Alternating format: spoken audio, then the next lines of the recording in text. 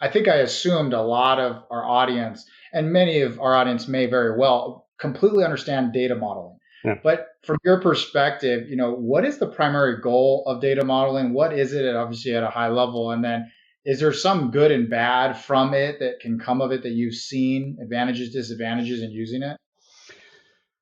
Yeah, I think you got to be super clear around why you're doing it. Yeah, I think it's too easy to go, ooh, sounds pretty cool to do that, and then but you actually hadn't figured out.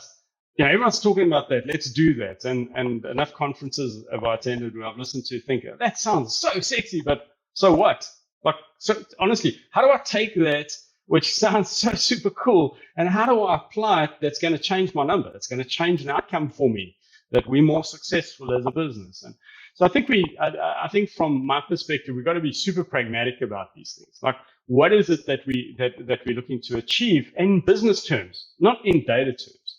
Like, there's got to be something super clear, which is why I like to focus a lot on that number that says what is the success rate, the contact to conversion rate that we want to achieve. We're also living in a world where to me, there's a lot of complexity, particularly around data. And there's this temptation to make things super complicated when you want to, yeah, so each of us in our own world have got complexity that we're working on. The person on the floor running those people is difficult to recruit, and it's got an algorithm in his own head as to how they're recruiting the right person, the right.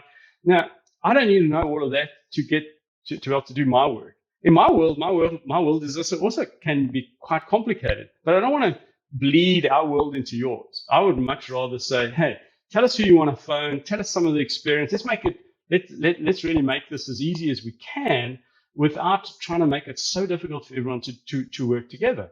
What we're looking for is the history. Let's give us some history that's coming out of your data. Let's give us the history of the people you've spoken to. And we will then do our stuff.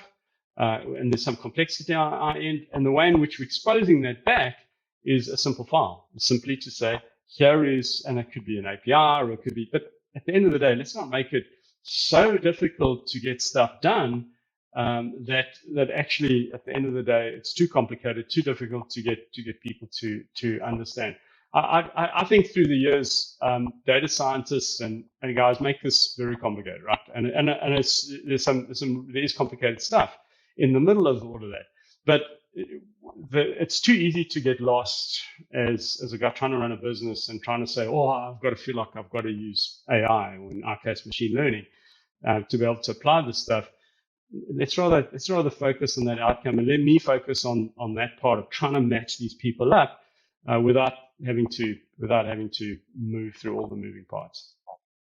So, I mean, in other words, for a lot of my audience that's not huge into data from like how you actually dive into the machine learning part, but really taking relevant information, historical information, and making decisions quickly so that you get better outcomes, right? And those better outcomes, though, obviously help individuals be more successful, which helps with retention or happier employees. Maybe they just obviously will then in turn perform better, morale around the group, your supervisors, your leaders, and then obviously the business is doing better.